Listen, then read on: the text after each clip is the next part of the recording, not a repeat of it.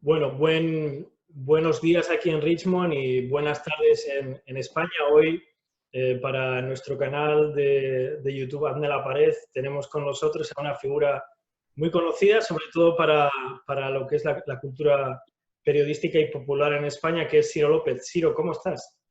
Bien, muy bien, bien. Y bueno, obviamente muchas gracias por estar aquí con nosotros y primero de todo lo que más me interesa a mí cuando veo intervenciones tuyas, sobre todo en este momento, y lo que más puede interesar a personas que ven el canal desde España, ¿qué tal estás tú? ¿Qué tal está Julita? ¿Qué tal está tu familia?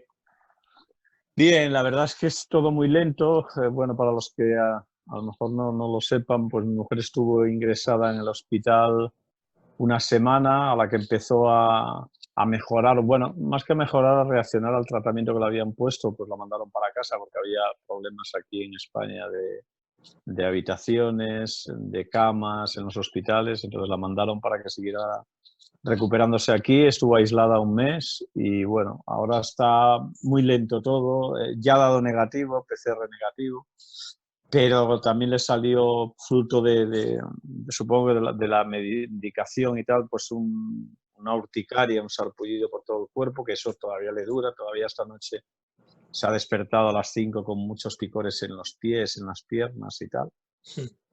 Bueno, la verdad es que ha tenido de todo, unos hongos en la garganta, también fruto de los corticoides.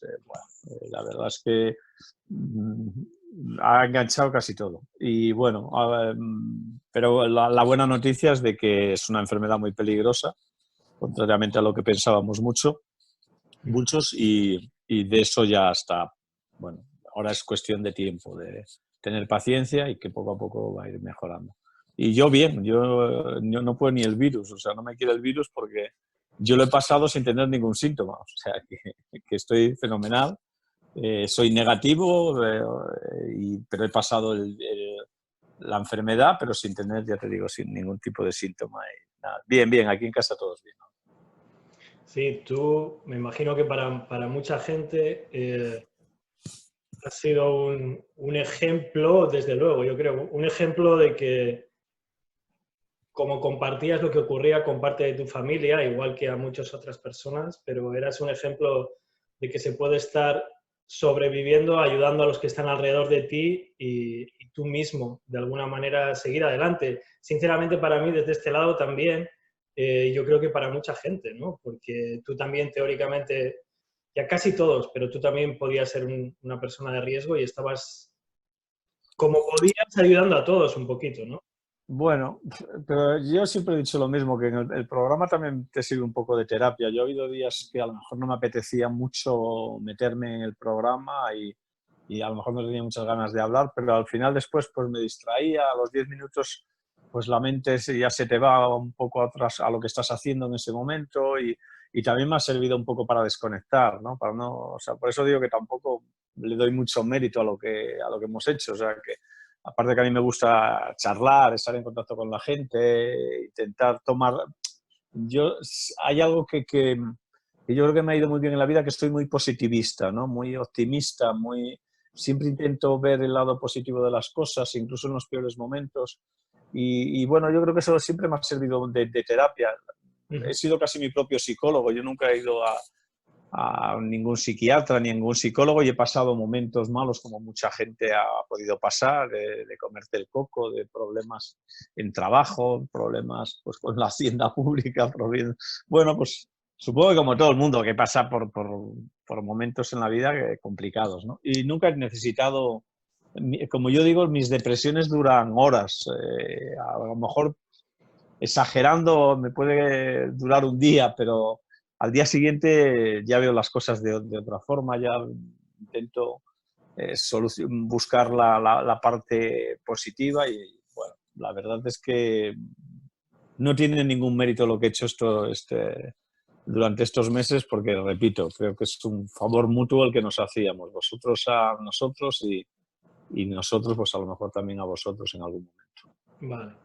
Pues hablando también de eso, de encontrar el lado positivo de las cosas, una de las razones por las que yo hago también estas conversaciones, además de por charlar y conversar con amigos o con personas que conozco del mundo del fútbol, es también hablar del fútbol de una manera positiva, porque en el fútbol también uno puede encontrar elementos que no son tan positivos. Y quiero, de nuevo, no que hagamos un repaso cronológico de tu trayectoria, porque sería larguísimo, muy interesante, pero muy largo. Pero uh, para los principios, digamos, cuando tú eras un joven y acabas decidiendo por hacer la carrera de periodismo, ¿verdad? ¿Cómo veías tú el periodismo en ese momento? ¿Qué era lo que te atraía? ¿Qué era el lado positivo del periodismo, de convertirte en un periodista deportivo que te hizo entrar en esa carrera? ¿Puedes recordar qué era lo que te atraía? Sí, a ver, yo soy un tipo en ese sentido raro, porque es verdad, yo lo sé por mis hijos, yo tengo 3 hijos, digamos, míos y 2 que también son hijos míos porque vienen del primer matrimonio de mi mujer, ¿no?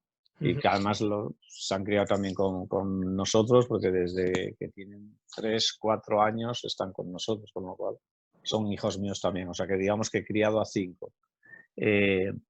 Y la verdad es que soy una cosa rara porque ninguno, con 12 o 13 años, ninguno tenía muy claro lo que quería ser después, ¿no?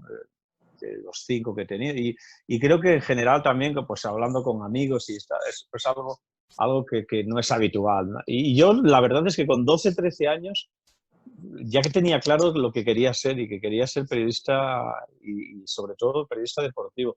Yo cuento una anécdota siempre, que además tenemos ahora un grupo de WhatsApp con exalumnos de Escuelas Pías de San Antón. Yo estudié en Escolapios de San Antón, en Barcelona, y bueno, pues toda la promoción del 56 que estudiamos juntos, pues ahora hemos hecho un grupo. Habíamos hecho antes alguna cena y tal, y hemos vuelto a recuperar ese grupo.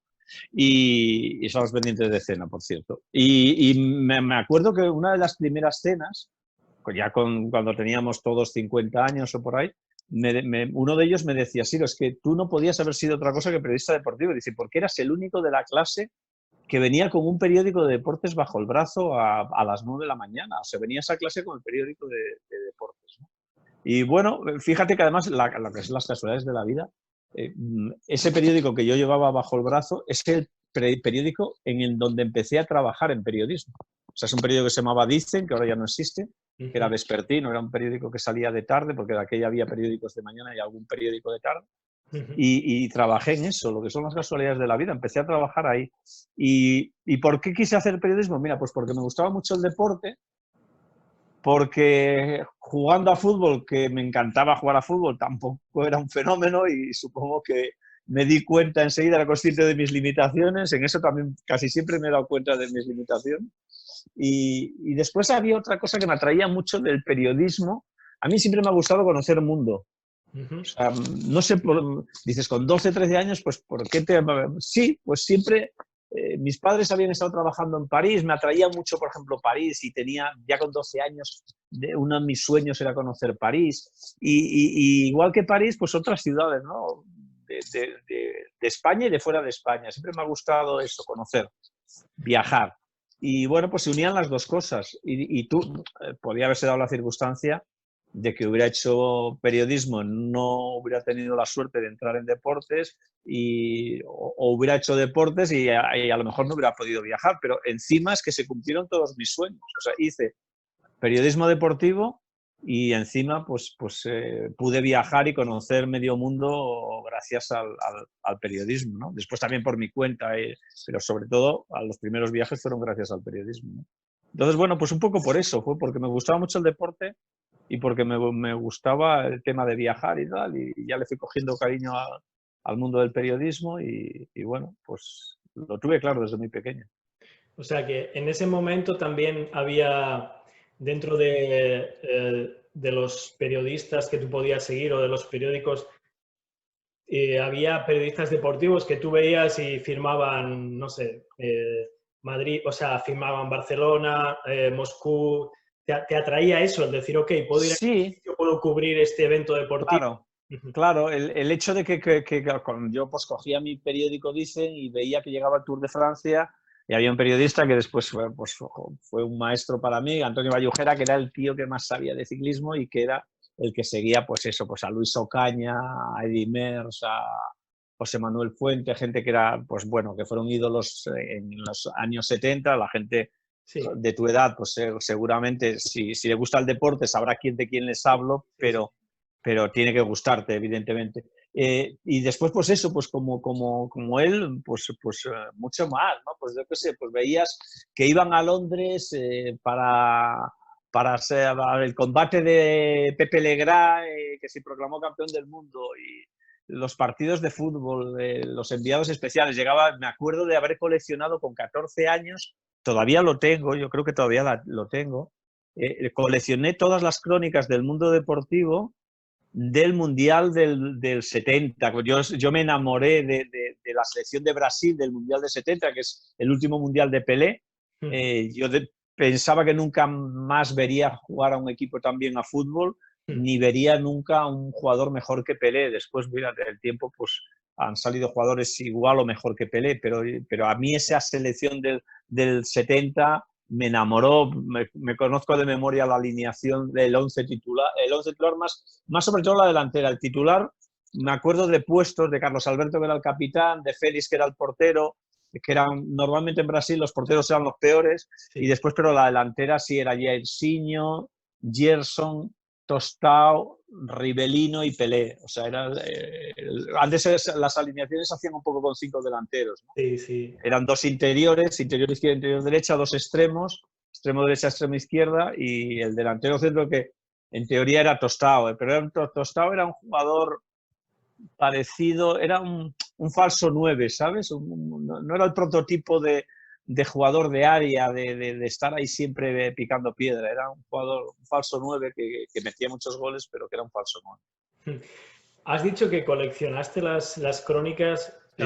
durante esa época o no sé si incluso cuando ya estabas en la carrera de periodismo, ¿tenías la práctica tal vez tú también de escribir crónicas cuando veías algún partido, algún acontecimiento deportivo por No, diversión o no? No, era más no, en ese momento, ¿no? Okay. no, fue una vez que, o sea, me atraía leer y ver las crónicas y tal, pero es verdad que hay mucha gente, yo por ejemplo, hablando con José Antonio Luque, que es un periodista de Antena, que había estado en Antena 3 y de jefe de deportes, que ahora está en Telecinco, que es digamos, el segundo narrador de Telecinco en los mundiales y en los europeos, narra Manu Carreño, y después los otros partidos que no son de España casi siempre los narra Luque, para mí es el mejor narrador que hay en el fútbol, de fútbol en España, ¿no? En televisión.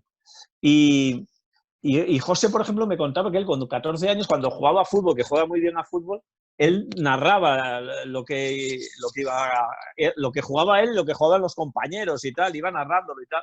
Yo nunca tuve ese interés, ¿no? O sea, me encantaba el periodismo, me encantaba leer las crónicas, me encantaba la radio y escuchar la radio, escuchaba todos los programas de deportes que hubiera en la radio, pero no, ni se me ocurrió narrar nunca, ni se me ocurrió escribir una crónica. Mi primera narración fue a puro huevo, cuando García me mandó a un europeo en el año 83, y mi primera crónica pues fue cuando entré en el periódico Dicen en el 78. Bueno, alguna cosa habría hecho en la facultad, Yeah.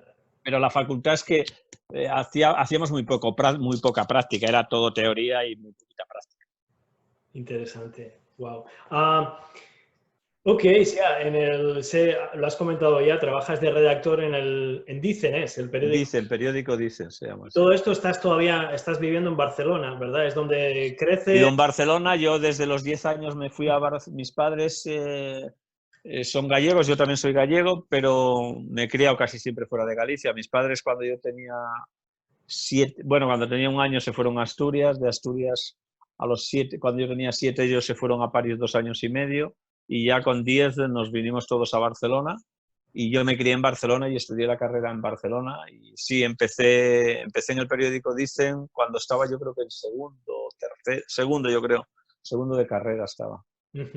Y entonces, y luego en unos años es cuando ya empiezas a trabajar en Antena 3. Sí. ¿Siempre fue el director García de deportes o Sí, en desde, radio sí. desde el Yo Sí, a ver, José María García estaba en la cadena SER, que es donde yo lo seguía de joven, de niño, lo escuchaba por la noche.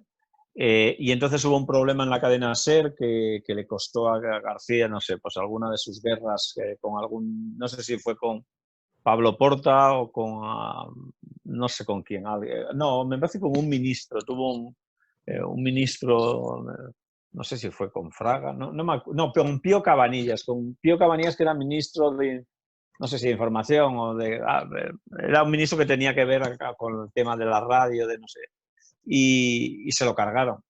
Y un año después o un medio año después, ya desde el 76 había un gobierno democrático en España y entonces en el año 82 o finales del 81 se abrió la posibilidad, antes había el 90% de las emisoras de radio eran locales, muy locales, o las grandes cadenas eran públicas, pertenecían al Estado. Solo había la cadena SER, digamos, que se salía un poquito de la regla. El resto era por Radio Nacional y Radio Cadena, que también pertenecía a Radio Nacional, y bueno, eran cadenas. Entonces, abre la posibilidad de que haya licencias a nivel de cadenas españolas en el año 81 el gobierno.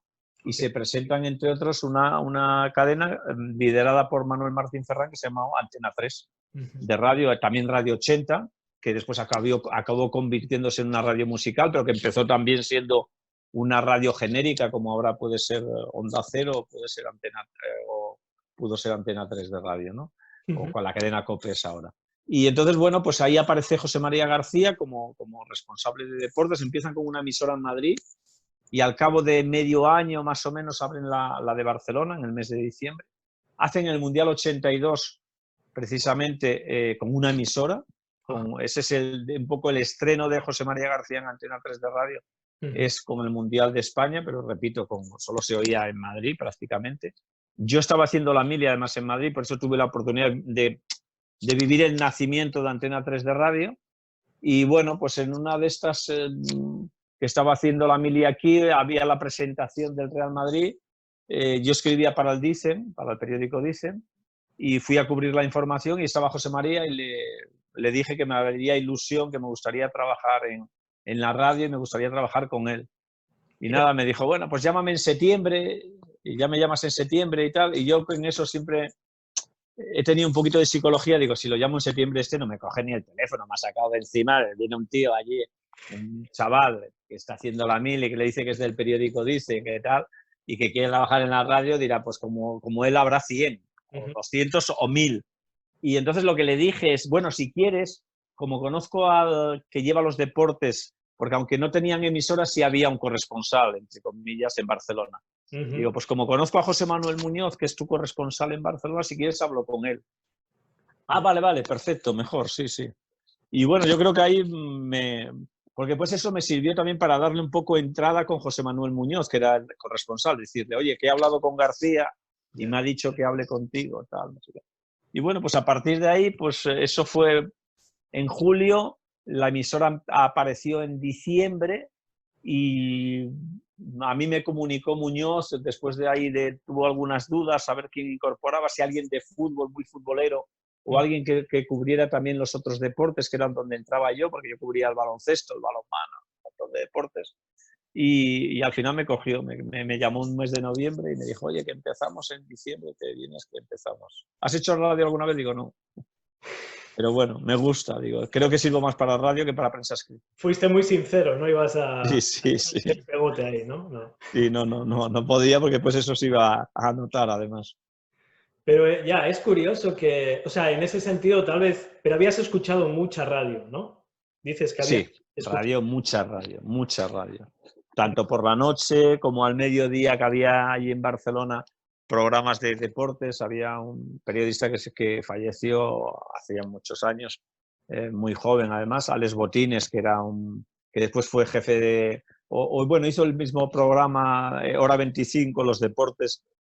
Un poco cuando se fue García al poco tiempo, pues Alex Botines pues, tenía un programa al mediodía, o sea que sí, escuchaba mucho programa de deportes. Programa de deportes y programas en general. A mí la radio siempre me ha gustado. O sea, no para tenerla mucho en casa, no soy de los que, pero En coche, por ejemplo, siempre llevo la radio, o sea, bueno, según qué momento la radio te acompaña mucho. Ya. No, pienso en algo que suele decir Iturriaga en Colgados del Aro, que eres buen narrador y que, bueno, obviamente ahora han pasado muchísimos años, ¿no?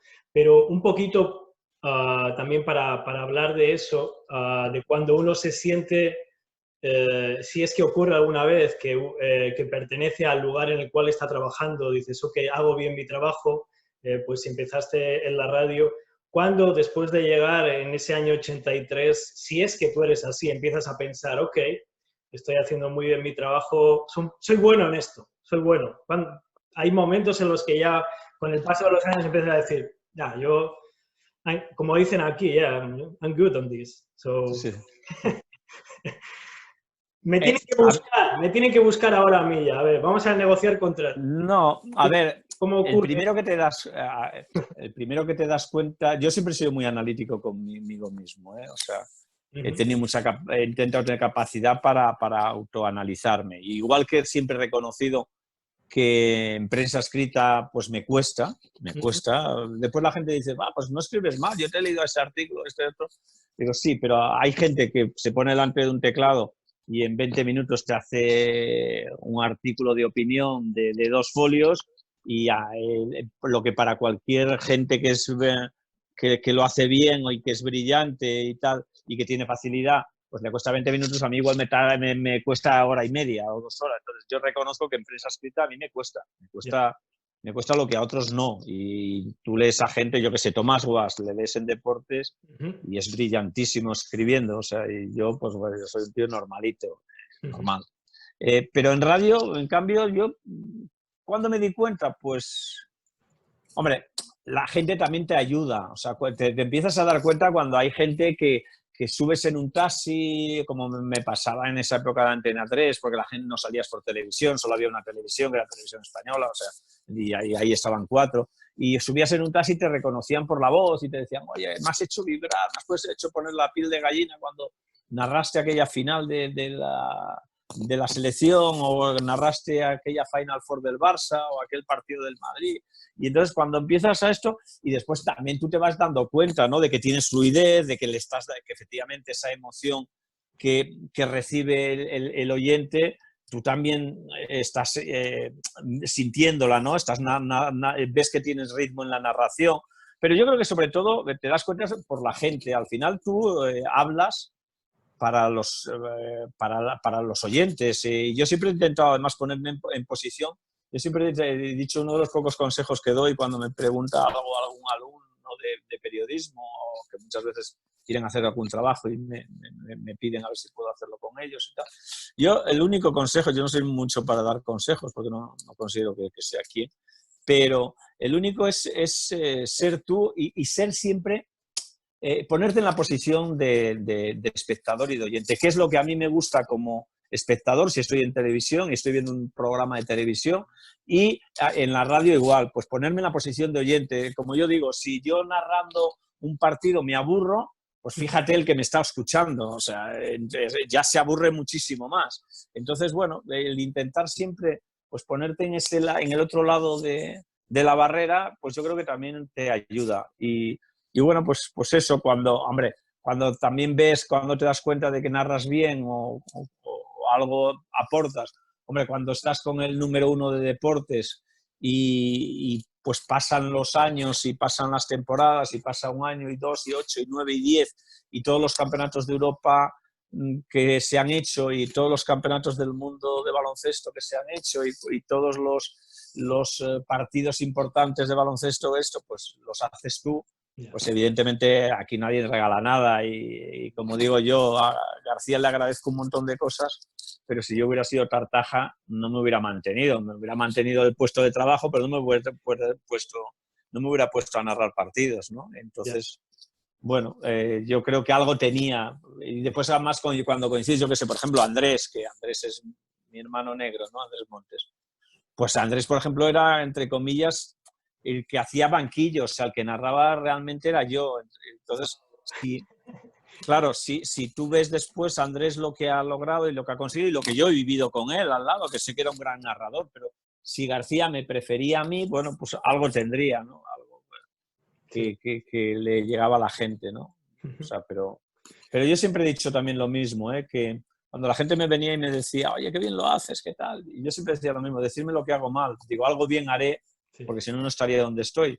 Digo, decirme lo que hago mal, porque a veces tú narrando no te das cuenta de latiguillos que utilizas, cosas que dices que no están bien, porque en el fragor, como digo yo, de la batalla, y además, como a mí no me ha gustado nunca oírme después, es un error, es un error, pero porque ahí es donde te das cuenta de errores o latiguillos que vas arrastrando, palabras que repites mucho y que a lo mejor tienes que utilizar menos.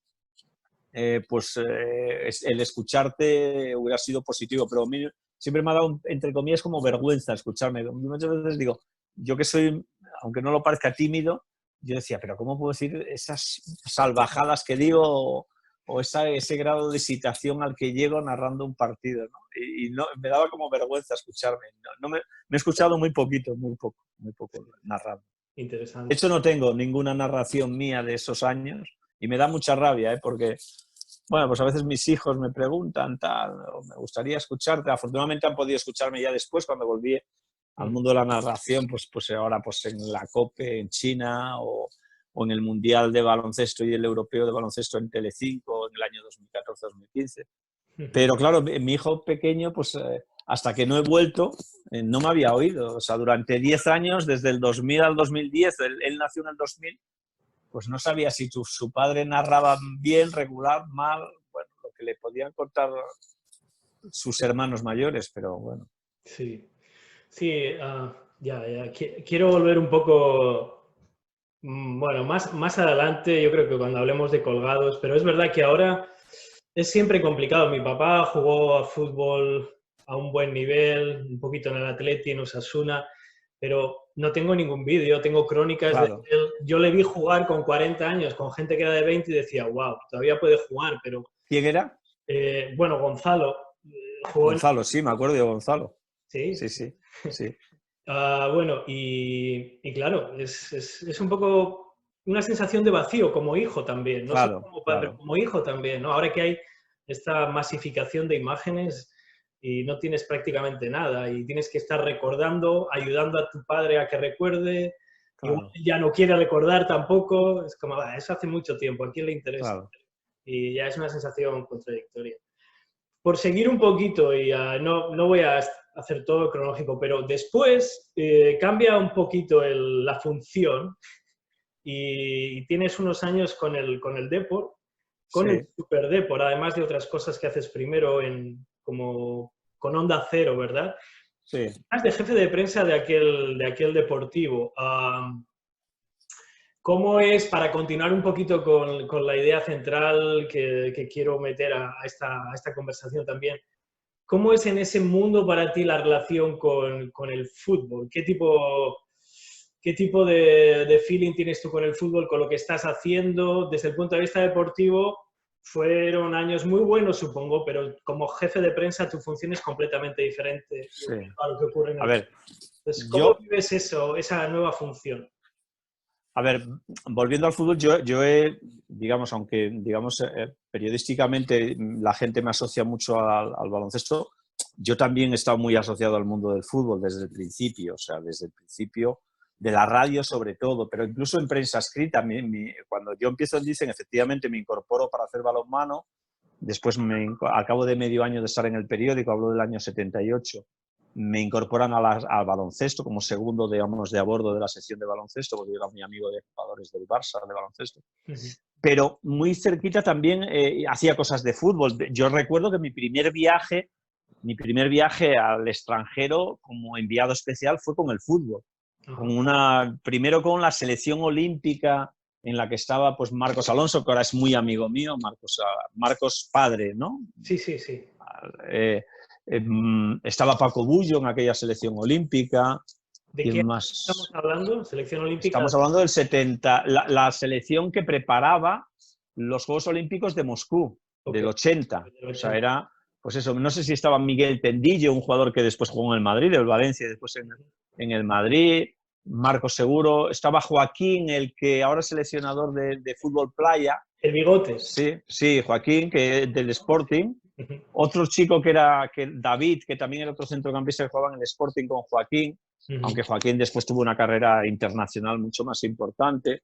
Bueno, estaba toda esa gente, todos esos jugadores. Y mi primer viaje fue con ellos, o sea, creo recordar que al campo fíjate después, además, gracias a una serie que hay en televisión, que hay en Netflix, me he enamorado de ese equipo y lo estoy siguiendo. Están en la tercera división inglesa porque mi primer viaje fue al campo en un Inglaterra-España. Estaba Poli Rincón, ahora te contaré una anécdota. El campo del Sunderland. El Sunderland. Sunderland es el que está al lado de Newcastle, ¿no? Sí, del Sunderland, porque es que siempre confundo con Southampton.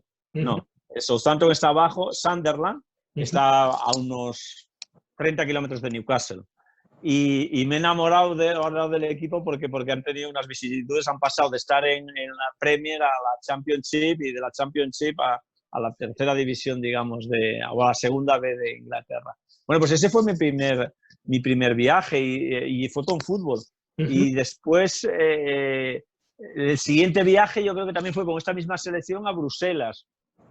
Y el tercer gran viaje para mí fue que estuvimos 10 días y para mí fue, para que veas lo que me gustaba conocer el mundo y viajar, yo fui el 1 de enero del 81 a Moscú. Hacía medio año que se había jugado la Olimpiada y fui con la selección juvenil de fútbol que se jugaba un torneo en campo cubierto, y es la primera vez que vi un campo de cubierto de fútbol, y se jugaba un torneo, claro, en Moscú el 1 de enero, del 1 al 10, hacía 30 bajo cero.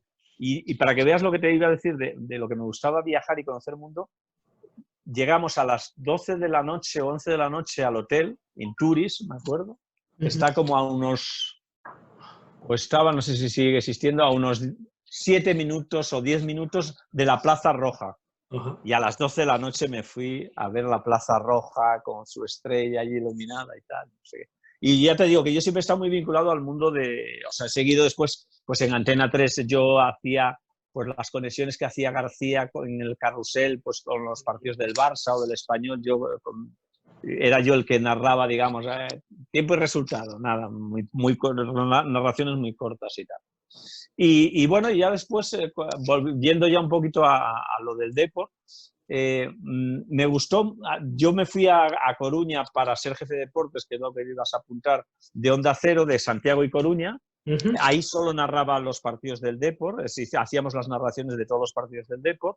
Y cuando llevaba 2 años en Onda Cero, el que era jefe de prensa, que era un directivo, que era periodista, se fue de director de comunicación del Corte Inglés, que todavía sigue, además, Pati Blanco, y me llamó un día al Endoiro y me dijo, oye, ¿te interesa venir y tal? Y me lo estuve pensando, ¿no? A mí siempre me ha gustado mucho el periodismo, o sea, pero el periodismo además de trinchera. Entonces, el dar el paso al otro lado me costó decidirme. Ya había tenido una primera oportunidad que las conté un día en Colgados del Aro y que me hubiera a lo mejor resuelto la vida, pero también por ese amor que tengo al periodismo de trincheras, pues me quedé, que me ofrecieron ser pues lo que después ha sido Unicaja, me ofrecieron ser el gerente y, digamos, secretario técnico de Unicaja en el año 87 y preferí ganar, me hubiera ganado 3 veces más de lo que ganaba en aquel momento, pero preferí seguir siendo periodista deportivo, ¿no? Y con lo del deporte me pasó igual, pero después no me he arrepentido porque aprendí mucho de Javo Irureta, aprendí mucho del intríngulis y todas lo que se mueve, los tejemanejes, tejemanejes en el buen sentido, no lo hablo en el mal sentido. Todo lo que se mueve en torno del fútbol en el otro lado. Sí es verdad, yo siempre digo que es el puesto más complicado que he tenido, porque para los futbolistas sigues siendo periodista, sigues estando al otro lado, y para tus compañeros periodistas te has vendido a los futbolistas, al club, a los directivos y tal. Entonces siempre tienes que intentar navegar entre 2 aguas y es muy complicado. Yo siempre eso creo que es muy difícil, ese puesto, muy difícil. Has dicho que había una anécdota de Poli Rincón, pero no sé si luego podremos... No, te la cuento así. Yo la conté hace un día en COPE que estaba Poli y lo contaba. Nada, en ese partido fue en el que yo debutaba haciendo una crónica de fútbol en el periódico Dicen como enviado especial. Poli Rincón duró 5 minutos. 5 minutos en el campo. Tuvo un rifirrafe con, creo que el defensa era Kennedy, creo recordar que era Kennedy. Tuvieron un rifirrafe y de pronto Poli se gira, no sé si lo insultó el otro o le pegó una patada así por detrás, se gira y le pegó un man doble, lo mandó al suelo y eran 5 minutos de partido, tarjeta roja y a la calle. Y esa es una anécdota que con Poli algunas veces la hemos recordado, ese tema, ese puñetazo que le pegó. Yeah. Creo que era Kennedy, un defensa inglés. Que, no sé si después, fíjate, estoy haciendo memoria, no sé si fue el que le metió el gol al Madrid en el año 81, en aquella final que yo estuve, además, en Real Madrid-Liverpool, que es la última que pierde el Madrid, la última final de Copa de Europa que pierde el Madrid, es esa, en París, en el año 81. Y creo que fue Kennedy, estoy hablando de memoria, pero creo que fue Kennedy el que nos metió el gol, el que consiguió el 1-0. Sobre aquel Deportivo, lo único que quería preguntarte, tú que estuviste, bueno, era un equipo formado a través del tiempo con algunos jugadores que habían sido la base, la columna del equipo, ¿no? Jugadores ya clásicos en el Depor y que también ellos desprendían ese aura de tranquilidad, de calma, tipo Mauro Silva, tipo Donato, ¿quién más? Fran. Tranquilos, ¿no? Emblema del equipo. Y luego había otros, y esto me hace recordar a The Last Dance, ¿no? El Jordan, el Pippen, y luego había el Rodman, había el Yalmiña, había el Turu Flores. Sí, wow. Seguro que debería de ser, ese también merece un documental, ese Super Depor, ¿no? Seguro que hay bastante, y conozco un poquito a Jabo, curiosamente vive también en Las Arenas, es muy conocido de mis padres, y yo me imagino también a Jabo, no sé cómo podría gobernar o no gobernar, simplemente las cosas ocurren y se juega y ya está. Oye, ¿tu padre jugó en el Alavés? ¿O en el Eibar? No. ¿En el norte no? ¿No llegó? En esa época los mejores equipos eran el Baracaldo, pero no jugó en Alavés ni en Eibar. A mi padre le querían muchos equipos del sur porque jugaron en Copa del Rey contra Sevilla, marcó goles a Super Paco, pero mi padre básicamente se retiró con 27 años. Una vez de que ya no podía ir hacia arriba, estuvo en Atleti, Osasuna, Baracaldo cuando estaba en segunda B, que era la tercera entonces. Yo no sé si jugó en segunda. ¿Pero Osasuna estuvo en segunda? Sí. Estaba... Yo es que yo creo recordar a un Gonzalo de ese, por eso de ahora. Sí. Igual era más, lo recuerdo más de Osasuna y pensaba que era Alavés. No, Alavés no.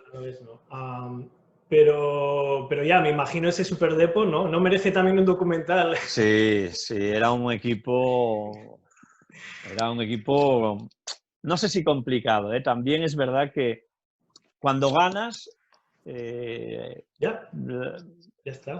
Se ven poco las costuras. Es más cuando pierdes, cuando ves a jugadores que son más egoístas, otros menos, jugadores que son más positivos, otros negativos. Pero sí, bueno, era un variopinto, porque es que era variopinto hasta en los jugadores. Fíjate, por ejemplo, Turo que podía parecer un jugador anárquico, un jugador, o incluso como persona en la convivencia dentro del vestuario, pues a lo mejor raro, era para llevártelo a casa. Por ejemplo, el Turu Flores era un encanto de persona, o sea, era divertidísimo. Yalma también, Yalma era muy alegre, era un tío muy risueño, era muy divertido, era un tipo que disfrutabas viéndolo, era un poco eso que te contaban, lo que te contaban a veces de Maradona, que los jugadores que han estado con él en los entrenamientos, que ver a Maradona entrenar era casi mejor que verlo en un campo jugando un partido de fútbol, pues Yalma era igual, o sea, Yalma hacía cosas, bueno, era increíble. Pero después estaba Roy Mackay, por ejemplo. Sí. Roy, que un día le pregunté, porque claro, tú lo veías a Roy y chutaba igual con la derecha que con la izquierda. Y yo le dije, oye Roy, pero tú, ¿eres zurdo o eres diestro? Dice, yo creo que soy diestro.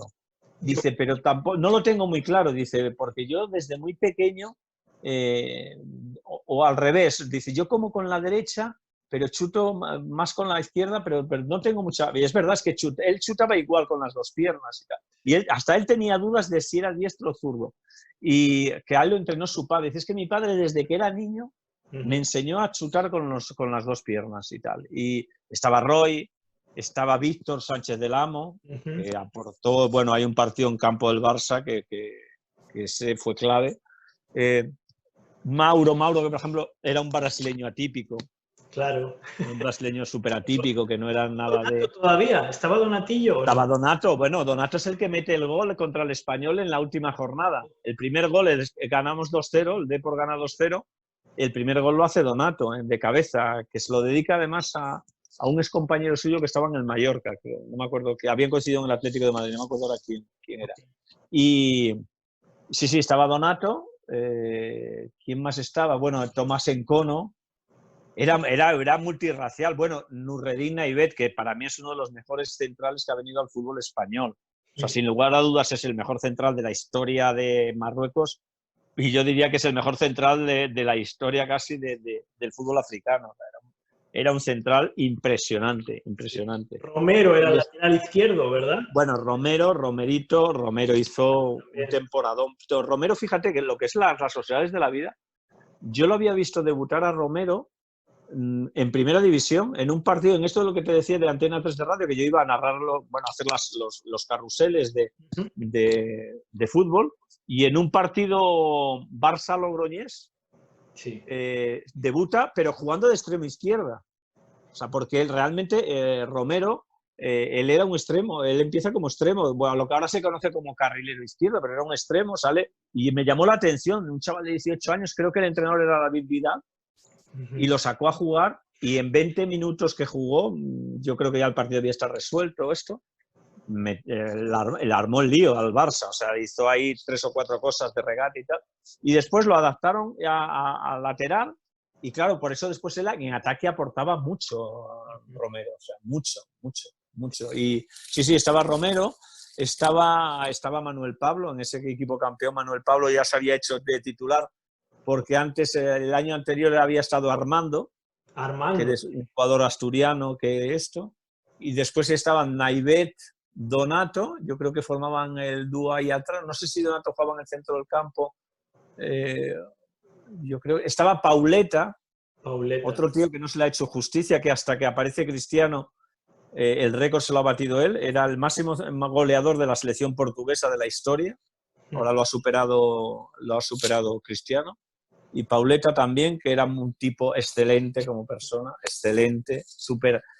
Ahí te das cuenta también cómo son cada uno, ¿no? Hay jugadores que a lo mejor tienen una imagen muy de compañerismo, muy de equipo, muy esto, y son lo contrario. Y al revés, jugadores que te parecen muy individualistas, a lo mejor en el terreno de juego, muy individualistas y muy egoístas incluso, y después, en cambio, en el interior del vestuario son tíos muy de equipo, que intentan ayudar siempre, que el día que no juegan no ponen mala cara y lo intentan positivar y ser positivos para el equipo. Y había gente, eso, que te das cuenta y Pauleta era más así, como estás diciendo. Sí, Pauleta era muy egoísta, como todos los delanteros centros, porque él era un tío de área que solo veía portería, pero después, en cambio, esa imagen que parecía de ser el de decir, joder, que solo quiere chutar él, o si después fuera, si no jugaba, pues intentaba ser positivo. Y después ahora a mí otro que yo además mantenemos la amistad y es con el que más me he ido viendo, que es Jokanovic. Jokanovic era un tipo impresionante. Ese es de los que aportó más fuera que dentro, porque jugaría, claro, en aquel momento es que aquel equipo en el centro del campo estaba Mauro Silva, Javo jugaba con un 4-4-2, pero los dos mediocentros eran Flavio Conceição y Mauro Silva. Entonces Joka no jugó, pues a lo mejor jugó la mitad de los partidos, no era titular en ese equipo.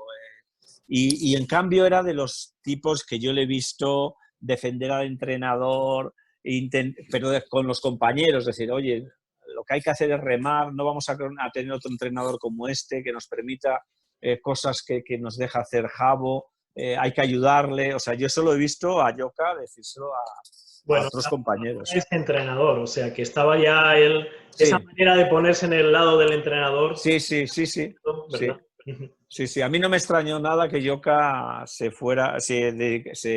decidiera hacerse entrenador, y no me extraña, creo que es un extraordinario entrenador, y que, bueno, pues esas cosas de que a veces tienes más o menos suerte, depende que cojas el tren en el momento apropiado, pero Joka, que lo ha hecho bien, por ejemplo, en la Premier, lo ha hecho bien también en Israel, que con Maccabi, que lo hizo campeón, lo ha hecho bien en casi todos los sitios que ha estado, y yo me quedo con las ganas, que hombre, eres todavía muy joven, pero de verlo en un equipo de campanillas, porque estoy convencido que Joka lo haría fenomenal, fenomenal.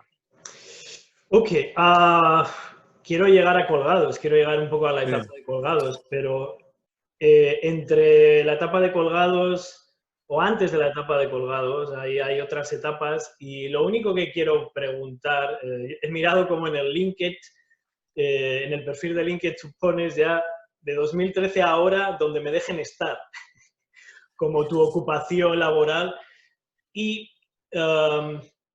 lo único que quiero preguntar, y solamente si a ti te interesa responder, es sobre el periodismo que algunos dicen, o sobre la manera de participar en algunos de estos programas de entretenimiento, periodismo, y ¿se puede ser periodista de bufanda o solamente tener una cierta inclinación por un equipo? ¿Quieres comentar algo de eso? Sí, sí, no me importa, no me importa. A ver, yo creo que bufanda llevamos todos. Ya. Todos. En esta vida, o sea, pero ciñéndome al fútbol y al deporte, bufanda llevas, puedes llevar, yo siempre digo lo mismo, se puede llevar la bufanda de un equipo, se puede llevar la bufanda de un entrenador, se puede llevar la bufanda de un amigo, Cierto. se puede llevar la bufanda de un directivo, se puede llevar la bufanda... Es que bufandas llevamos siempre todos. Por eso yo siempre digo, yo no creo en la objetividad no existe. Porque siempre te vas a dejar llevar por el input positivo o negativo que te va a transmitir esa persona. Yeah. Incluso aún no conociéndola, cuando tú opinas, el que tú tengas una imagen de alguien, cuando tú opines, por muy objetivo que quieras serlo, y voy a ponerlo en el máximo intento de objetividad, que es el 100%, pero siempre te va a quedar un 1% que no vas a ser objetivo, porque te vas a dejar llevar, pues eso, porque te caiga mejor, porque te caiga peor, porque es amigo tuyo, porque no lo sea, porque un día te contestó mal, un día lo viste en televisión y sin haberlo tratado nunca, pues te gustó lo que dijo, y entonces cuando lo tengas que juzgar vas a ser, aunque quieras mantenerte neutral, pues no lo vas a ser, porque joder, es que si tengo que subir de Nadal, vale, lo ha hecho mal. Es que eso no quita, que eso es lo que también la gente confunde. Dices, periodista de bufanda siempre va a defender yo, por ejemplo, al Madrid. No, yo soy de los... Yo siempre pongo un ejemplo. Yo en Real Madrid Televisión, que narro los partidos de baloncesto, no opino de fútbol. Pero no opino de fútbol porque no quieren que opine, porque saben que no me voy a morder la lengua, y porque saben que si hay algo del equipo que no me gusta, lo voy a decir. Entonces, para eso prefieren que no, y yo lo entiendo, yo lo respeto y me parece bien. Pero porque yo tampoco me gustaría, como digo yo, decir una cosa en la COPE y otra cosa en Real Madrid Televisión, porque entonces sería deshonesto. Y ahí es donde quiero ir. Para mí, lo malo no es ser periodista de bufanda o no serlo. Repito, yo creo que todos llevamos bufanda. Unos lo decimos claramente y otros se lo callan, pero aquí nos conocemos todos. Yo siempre he dicho lo mismo. Yo sé de qué equipo es. Pues yo qué sé, por poner a alguien que parece que es que no lleve bufanda, que también sé, pues Segurola. Santi Segurola también tiene bufanda. Tiene la bufanda del Athletic Club de Bilbao, tiene la bufanda de Guardiola, que es amigo suyo, que le cae muy bien, tiene la bufanda de... Bueno, pues todo el mundo tenemos bufanda. Por eso me refiero que nadie puede decir, no, es que el periodismo de bufanda tal. Yo lo único que le pido al periodista y al periodismo es ser honesto. Ser honesto. O sea, con la honestidad vas a todos sitios. O sea, a partir de ahí, yo creo que el declararte de un equipo, de otro, de un club o de otro, pues yo creo que es más honesto decir, oye, yo soy de este equipo, y ya está, y lo digo, y os abro mi corazón, y no os voy a esconder nada, que no el que se lo calla y por dentro también está influido por esa bufanda, ¿no? Entonces, para mí, yo lo que le pido al periodista es que sea honesto. Que sea honesto y ya está. Y creo que hay, digamos, terreno para todos. Para todos. Evidentemente, pues hay gente pues más moderada, menos moderada. Hay programas en el que se incluye más el espectáculo y en otros menos. O sea, yo lo que he intentado siempre también es adaptarme al medio en el que he estado. Si he estado en Punto Pelota o he estado en ¿cómo se llama ahora? El Chiringuito, pues es un tipo de programa que te exige más, digamos, mostrarte, incluso a lo mejor ser más exagerado Sí. en tus exposiciones, sin decir algo que no pienses, ¿no? Yo casi siempre he dicho lo que pienso, o sea, no, pero a lo mejor con más vehemencia. Y hay otro tipo de programa, pues por ejemplo, ahora estoy en Estudio Estadio, que es más relajado, más tranquilo, más moderado. Bueno, sigo diciendo lo mismo, pero con más moderación o con menos exageración.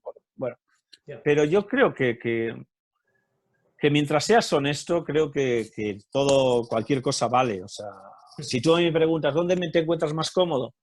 Pues evidentemente yo me encuentro más cómodo donde estoy ahora, porque soy más yo, y puedo expresarme y puede conocerme más la gente como realmente soy, pero que no tampoco renuncio a lo que ha pasado, o sea, y donde he estado. Yo siempre he intentado ser honesto y he intentado decir lo que pienso, pues con más vehemencia o menos. Algunas veces me he podido pasar en esa vehemencia, pues fruto, como digo yo, del fragor de la batalla, pero tan Siro es el de Punto Pelota como el de ahora. ¿Cuál es más Siro? Pues a lo mejor es el de ahora, porque yo no soy nada de discutidor. Yo siempre digo, yo discuto si me pagan. Y, sí, porque yo voy a intentar, discutir es intentar convencerte a ti de que estás equivocado y que lo que yo pienso es la verdad.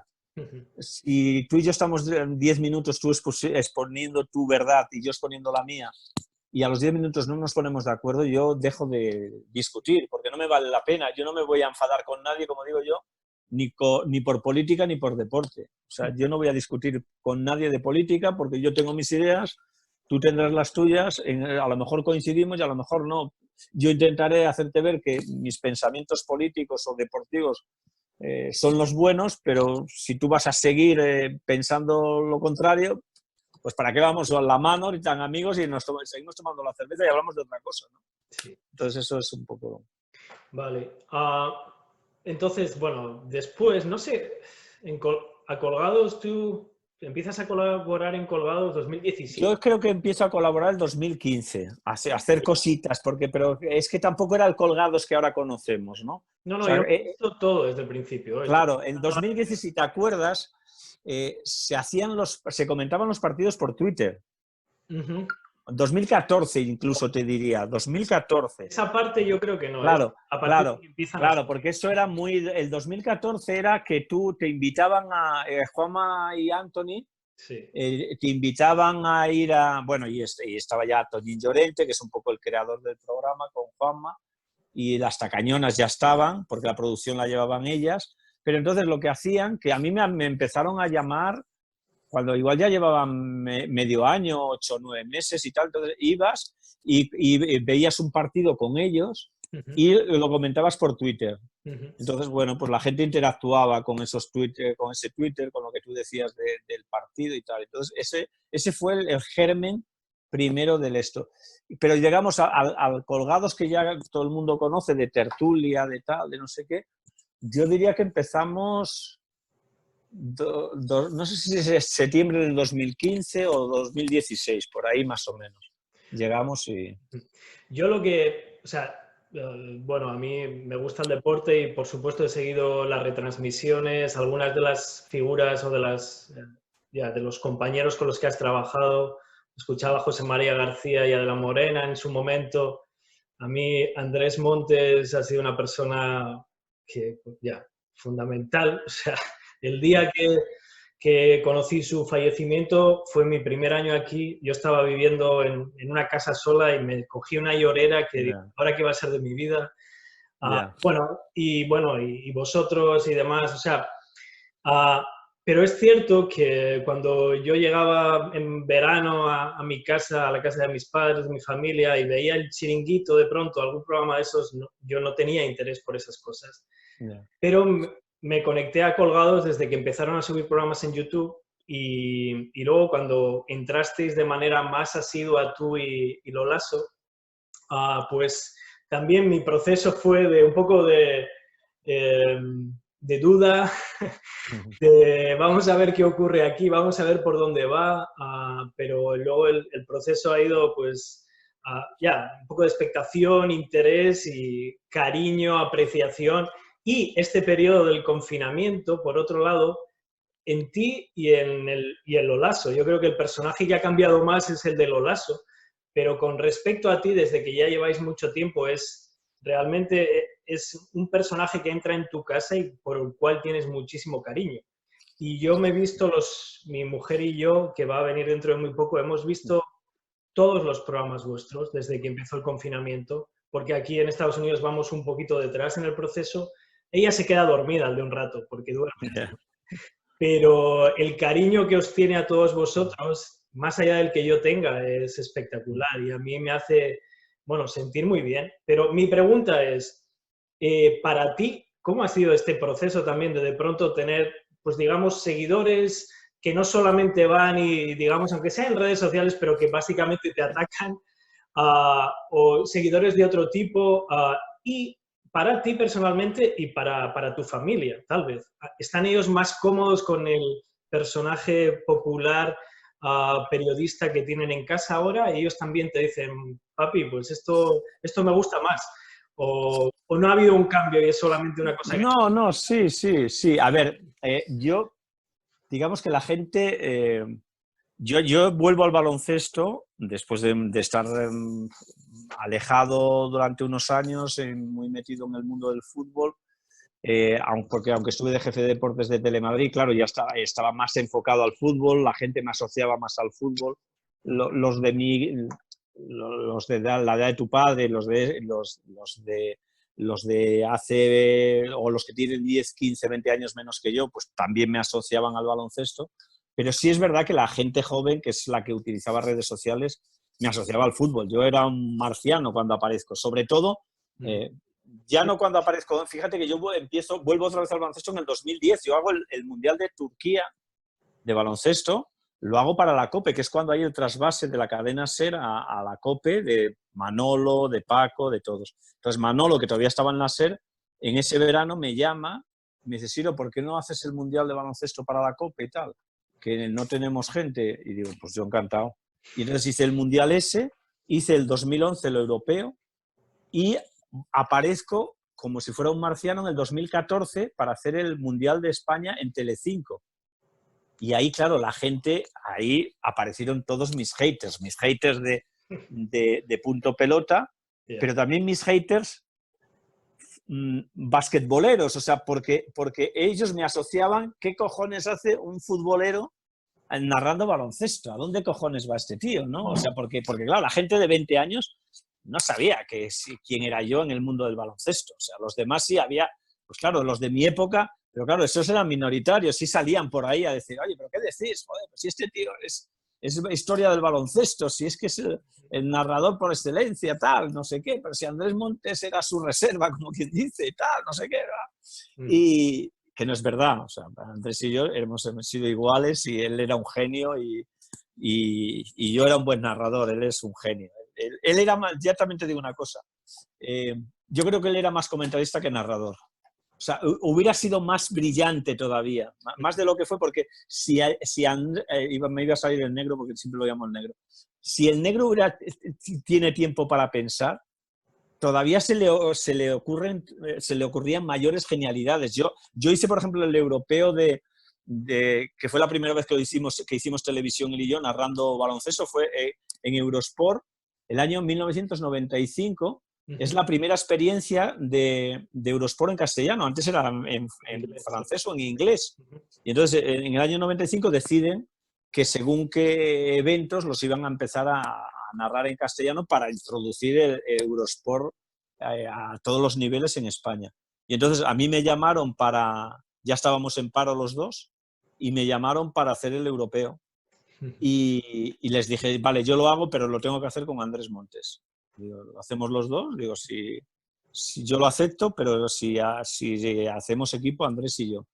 A Andrés le pareció cojonudo, a ellos también, y ahí Andrés hacía más bueno, mezclábamos, narrábamos un ratito cada uno, y entonces, pero él iba comentando más a lo mejor, porque con Anthony Anthony sí que es narrador, comentarista, no narra, no. Bueno, porque nunca lo ha hecho, supongo que lo haría bien, pero nunca lo ha hecho.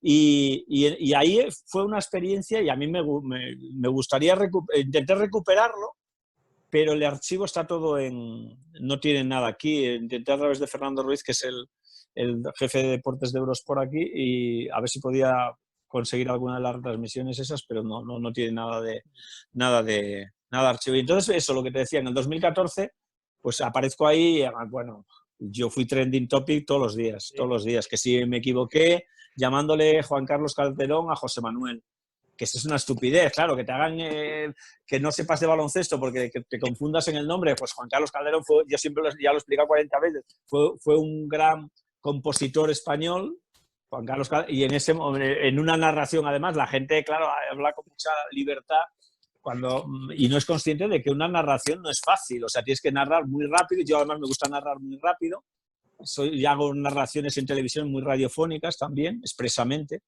y ya estás pendiente de que si el árbitro ha pitado no sé qué, que si el otro, que si le das paso a publicidad, que si le das paso a esto, y en ese momento pues salió Juan Carlos Calderón y no José Manuel Calderón. Bueno, pues por eso, trending topic, porque no sabía, como eres un futbolero no sabes ni que se llama José Manuel Calderón y no Juan Carlos y tal. Y así, pues eso pues me duró 2014, 2015 en el europeo ya la cosa cambió, aunque también les hice protagonistas como Antetokounmpo, que en vez de Antetokounmpo, lo hice expresamente, además hablándolo con el seleccionador griego, que es amigo mío, Fotis Katsikaris. Otro que ha estado ahí en Bilbao y viviendo sí. bien, en las arenas también vivía. Sí. Gran entrenador, Fotis, y buen tío, muy buena gente. Sí. Y bueno, pues también pero bueno, ya la gente ya empezaba un poquito a lo mejor a acostumbrarse a mí, ¿no? También es verdad, yo tengo que reconocer que yo desembarco otra vez en el mundo del baloncesto y pienso que puedo narrar con la misma fluidez que lo hacía antes, que conocía hasta la prima del jugador de Nikos Galis. O sea, sabía con quién estaba casado, no tenía que mirar ningún papel para narrar. Yeah. Claro, cuando llevas años sin hacerlo, ya tienes, y a mí eso es malo porque pierdes fluidez. Si tienes que mirar un papel y ver el número y no conocer bien al jugador, eso es un putadón. Entonces, bueno, eso también es verdad que a mí me faltaba un poco de a lo mejor, pues, me documentaba más, porque antes yo no me documentaba nada, porque ya la documentación la tenía aquí, pero claro, cuando llevas tiempo tenías que documentarte. Pero aún así, algunas veces podías cometer algún lapsus. Igual decías, pues este jugador que Jovic que ha estado en no sé quién, y a lo mejor ya no estaba. O sea, había estado él y ya había fichado por no sé quién. Entonces, algún palo merecido me he llevado también de esto. Pero también decía yo que eso no es saber baloncesto o menos. Saber baloncesto es si están haciendo una zona, si le están haciendo daño con esa zona, si están defendiendo bien a un tío, si no lo están defendiendo. Eso es saber baloncesto. El equivocarte en un nombre o el equivocarte si hay un jugador que juega en este equipo y ya no juega, bueno, es malo, es un error mío, pero es falta de documentación, no de saber de baloncesto.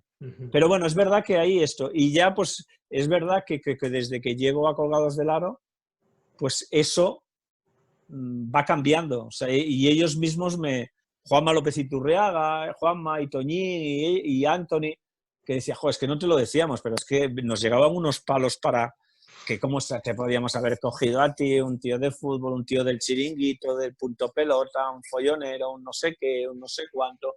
Y bueno, la verdad es que yo les agradezco que me aguantaran el tirón, porque a lo mejor lo fácil era decir, oye, chico, pues vamos a buscarnos a otro, porque además es verdad que después ellos lo explicaban, porque además a mí me lo dijeron, que Lolaso íbamos a estar como a prueba, pero primero iban trayendo uno cada semana y durante un mes o por ahí estuvieron ahí probando y esto, y al final nos llevaron 2 o 3 veces seguidas.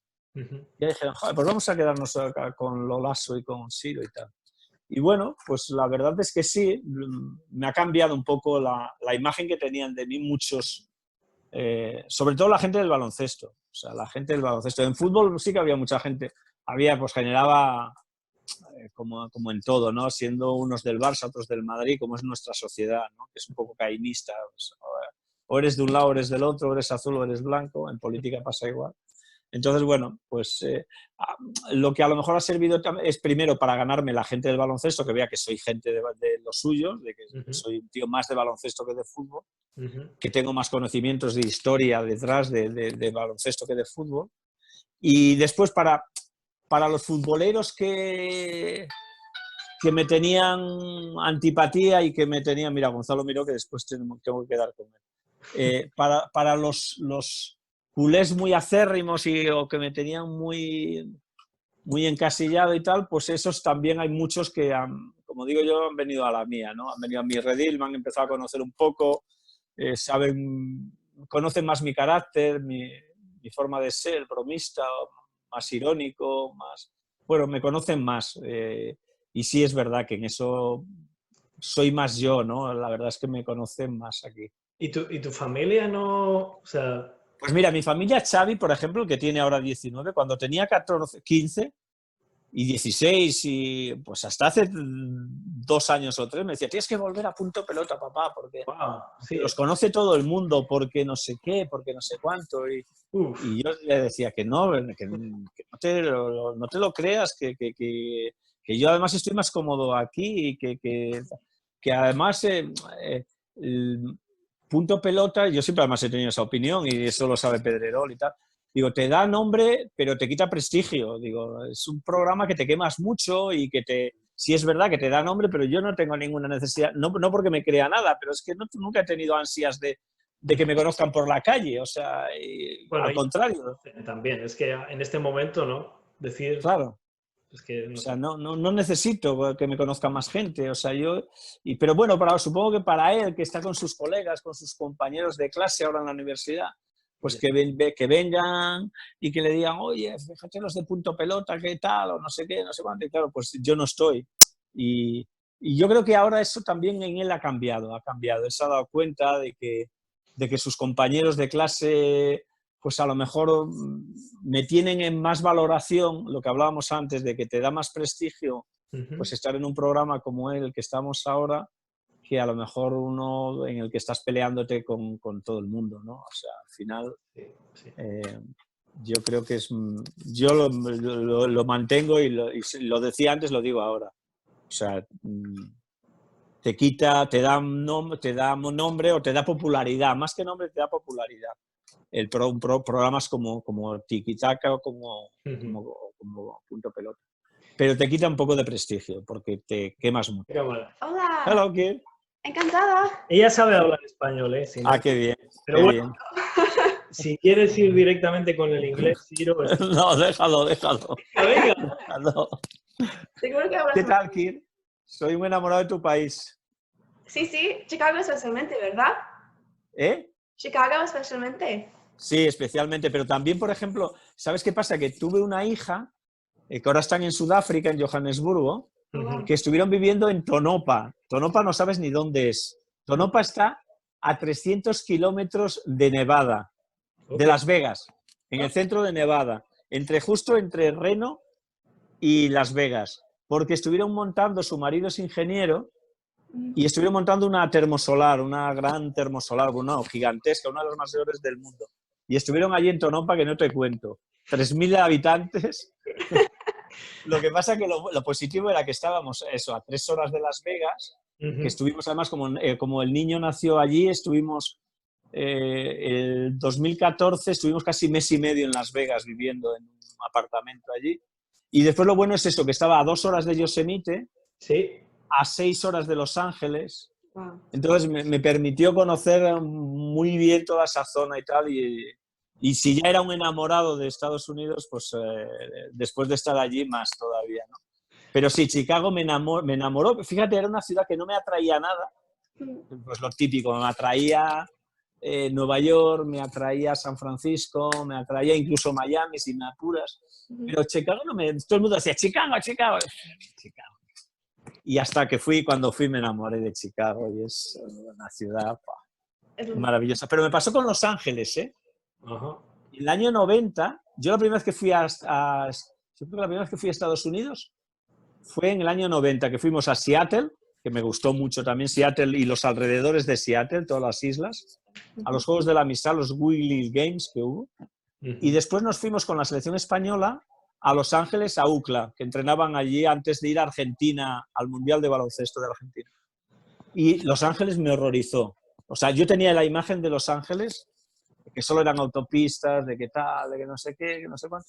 Hasta que en el año, ahora, pues, en el 2010 o esto, fruto de estar ahí por Tonopa y esto, pues estuve una semana, por ejemplo, entera en Los Ángeles. Y ya entonces encuentras que no solo es Beverly Hills, que no solo es Santa Mónica, que hay rinconcitos, que hay otros rincones en Los Ángeles, que no solo son autopistas y que dices, oh, pues sí que tiene también su sabor Los Ángeles, ¿no? Es distinto pues, a San Francisco, a Chicago y esto, pero o a Boston. Boston a mi mujer, por ejemplo, Boston le encanta porque es más europeo, más Irlanda, más estás en Europa, ¿no? Pero...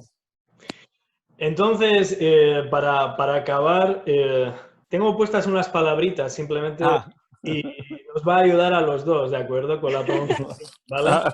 Vamos, fáciles, ¿no? ¿Las has buscado? Sí, muy fáciles. Voy a compartir pantalla. A ver qué sale, a ver si te haces como Iturriaga. A eso estaba pensando, ¿ya? Estamos... A ver cuántas películas te bajas. No esto de aquí. Tengo el abierto, no sé por qué sale aquí. Sí. Tengo aquí abierto el... Ok, thanks. Perfecto. ¿Cuál? Me hace... Esto. Oye, ¿venís mucho por aquí o no? Pues ahora mismo no puedo salir porque estoy con papeles. Sí. Pero yo normalmente una vez al año trato de hacerlo, sí. Bueno. ¿Venís los dos o no? Sí, claro. Bueno, vale. Y tú cuando vengas para aquí, no sé... Sí, no, igual, por eso te digo, os venís y comemos aquí en Madrid, si hacéis, supongo que haréis escala siempre aquí en Madrid, ¿no? Independientemente de que... Yo también conozco gente en Madrid y Kiernan también, de hecho. Sí, yo he pasado 6 meses o algo durante la uni en Madrid, viviendo ahí. Ah, qué bien. Bueno, fíjate, esta palabra que para nosotros parece que ya la controlamos, ten cuidado, ¿eh? A ver. ¿Cómo? Bueno, sí, no, esto es simplemente un breve ejercicio. ¿Twitter? ¿Cómo? Mira. ¿Twitter? Twitter. Oh, mira. Twitter. Mucho más. Twitter, claro, porque las dos, es verdad que eso es que las dos consonantes no se pronuncian prácticamente, ¿no? En medio. No, todo Twitter. Boca cerrada en inglés, sí. Twitter. Twitter. ¿Otra vez? Dilo más, Kier. Twitter. Oh, sí. Mejor. Twitter. Wow. Pero es como si le pusiera una O delante de la E, ¿o no? Suena así un poco. Sí, un poco, sí. Twitter. Como Twitter. Twitter, sí.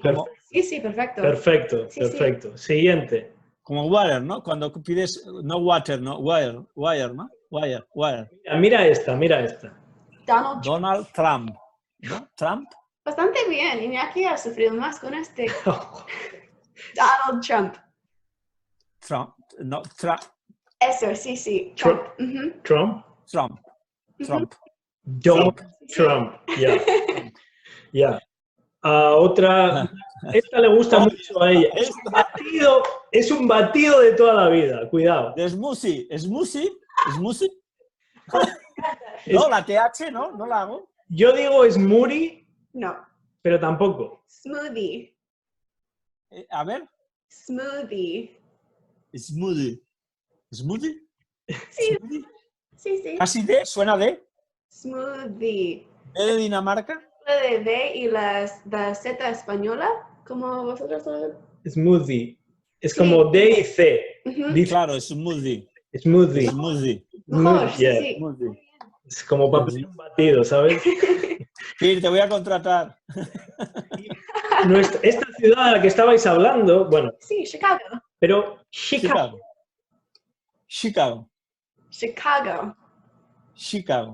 Además, empecéis en la segunda sílaba.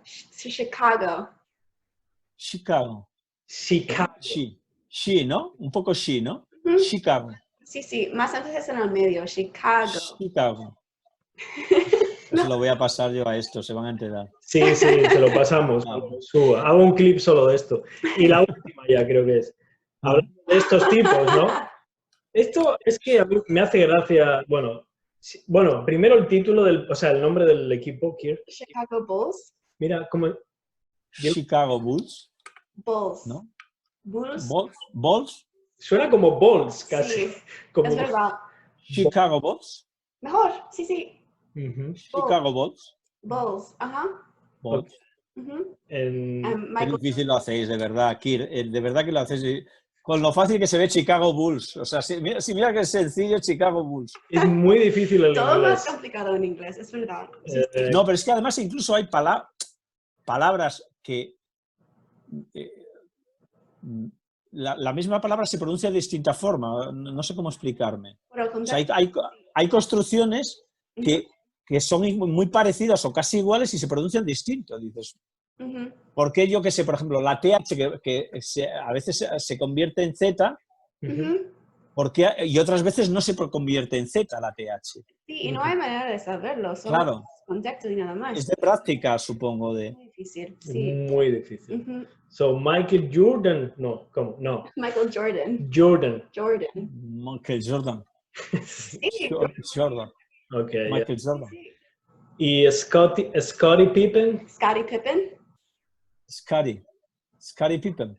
No, sí. Ok. ¿Y Pippen? Pippen. Pepe. Los dos Pippen. vocales casi lo mismo, Pippen. Wow. Pippen. Sí, O sea, casi la I la convertimos en E. Exacto. Pippen. exacto. Sí, muy bien. Ok, perfecto. Good job. Y había una que era Love of Lesbian. ¿Cómo se dice? Ay, esa. La que te dan... ¿Pero sabes por qué es? Porque me la hacen pronunciar rápido. No. Sí. Love of Lesbian. Love of Lesbian. Love of Lesbian. Sí, es que el Pero F está es bien. casi lo mismo. Pero ellos me lo hacen decir de Love of Lesbian, claro, así ya no. Love of Lesbian. Y tampoco ellos lo dicen bien. Sí. Claro. ¿Qué va? Claro. Ok, ya, que ya hemos pasado el tiempo como siempre. Nada, ni te preocupes, no te preocupes. Muchísimas gracias. Sí, es un placer. Un enorme Ya abrazo para ti y para tu familia. Y igual. vamos a seguir viéndote a ti y viendo al resto. Esta noche tenemos más. Esta noche cocinamos, Juanma y yo. Por favor, hay que mantener la escalada. Sí. Sí. La escalada. Sí, además sabéis que nos han mantenido, o sea, tenemos una semana más mínimo Claro. que no podemos... Y yo creo que han hecho bien, además, porque es terrible lo que se está pasando. ¿Qué tal por ahí, por cierto? Bueno, aquí no nunca, tenemos buen plan, la verdad. nunca ha sido como allí, nunca ha habido tanta restricción, ha habido más libertad y parece que se va a volver a abrir también. En una semana vamos a empezar con el proceso de... ¿Pero salís con mascarilla y todo esto o no? Sí, igual. Hacerlo, ¿eh? Sí. Pero- Y mentalizar a la gente porque es muy jodido, ¿eh? Yo pensé que era una gripe normal y esto, y cuando lo ves y lo sufres en casa, Ujú. es muy, muy jodido. Y la gente yo creo que son un poco inconscientes. Sí. No se han dado cuenta. Pero repito que yo soy el primero, ¿eh? Yo veía Italia, y veía China y veía Italia y tampoco es para tanto, hasta que te llega y dices, joder. Ujú. Es que cada persona que te encuentras, que no se le ha muerto un primo, se le ha muerto un abuelo, cuando no se le ha muerto un cuñado, Pero es que ayer salimos a pasear, mi mujer y yo, y es que aquí, nos hemos encontrado con vecinos y a quien no se le había muerto una madre, se le había muerto un primo, y el que no sé qué, y gente de a lo mejor de 50 años o de 45, de 30 y pico, no sé. Dices, bueno, es increíble. Ya. Por eso te digo que mentalicéis a la gente por ahí que esto es jodido. Sí, es un riesgo real. Bueno, tenemos nuestros correos que nos escribimos si venís y esto, ¿no? Sí, ¿Vale? sí, estamos No dejéis de hacerlo, ¿vale? Vale, muchas gracias, Ciro. Gracias. Nos vemos después. Venga, hasta luego.